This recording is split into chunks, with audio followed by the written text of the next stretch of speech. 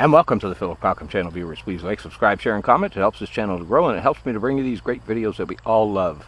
So on today's show, we have the UMX A-10 Thunderbolt 2, affectionately known as a Warthog. We'll try a little runway takeoff here. Not too sure. It's got some little pretty tiny wheels. We can always hand toss it if it doesn't work.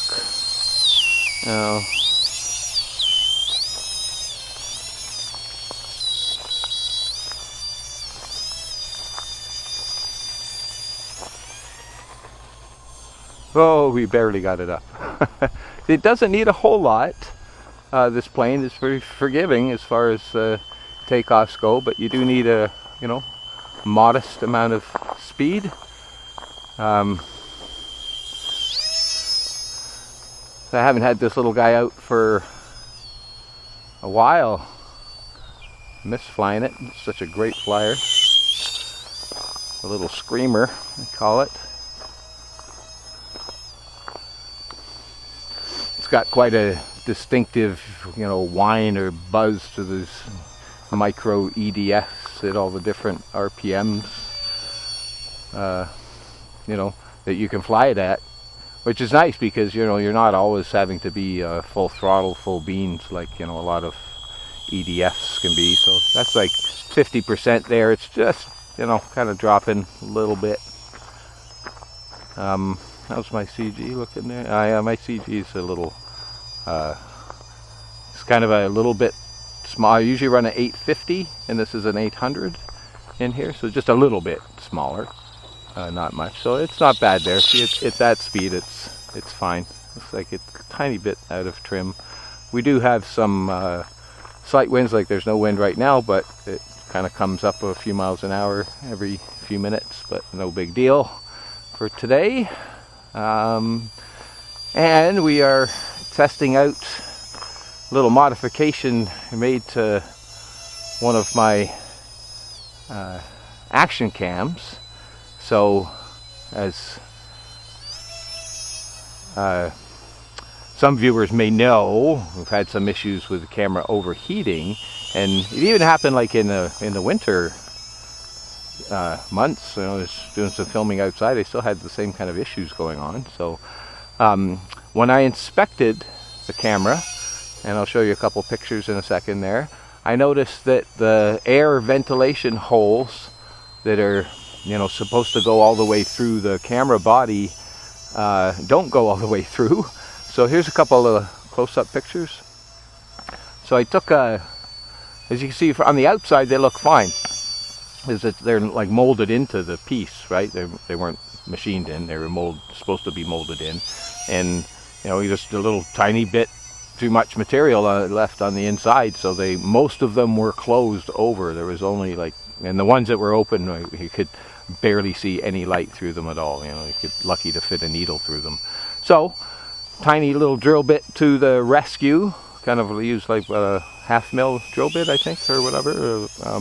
Pretty small one, as you can see by the pictures, and it really opened them right up. And so again, hopefully one of the pictures shows this, but the little circuit boards of this camera, or part of them, it looks like two of the main boards of it, are right up against the sides of this thing, obviously intentionally, because they need to be cooled. Because they get hot, right?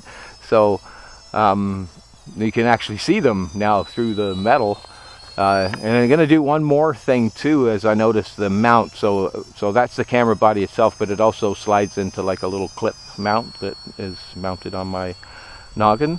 So that the air hole, it's one big slot in that piece. So I'm going to just open that up just a little bit, so it's got as much airflow as possible. It's already pretty free though.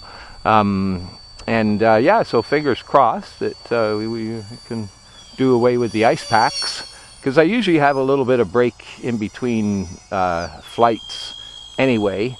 You're putting the old one away, you got to get the new one ready or whatever, so the camera's not running constantly all that time. It does get shut off for a few minutes, right? So hopefully it's now enough to cool down, or maybe just not get too hot in the first place, because it's got the ventilation that it needs. So, and I noticed on the new model, so this is a Runcam 5 4K, and there's like a Runcam 6 now. I think that one's actually 5K, maybe. I don't think it's 8. I think it might be 5 though. It's black. This one's orange. The newest one is black, so easy to tell the difference. Anyway, that one I noticed that it's almost identical. The body, camera body. I think it might be identical. And you can see though they've changed the slots. They've changed these little tiny holes to like little slots in there, right? Much better airflow it looks like. So sorry we didn't get some full blast. We can go a little over. Let's get a little full blast thing there, right? This thing zings along pretty good. So that's full speed there.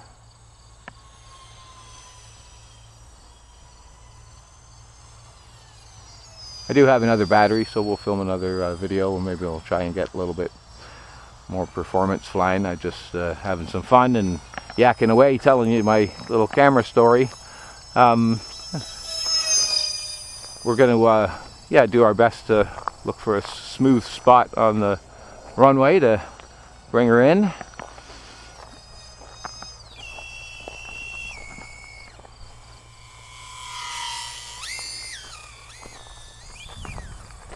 Nice.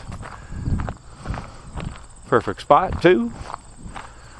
Gotta walk back there anyway.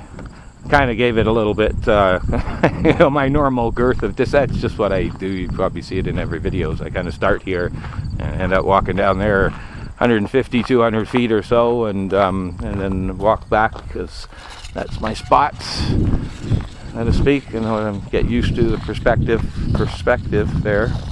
So, little teeny tiny closeout today. That's our show for you today, folks. Love and peace from Canada, and we are YouTube.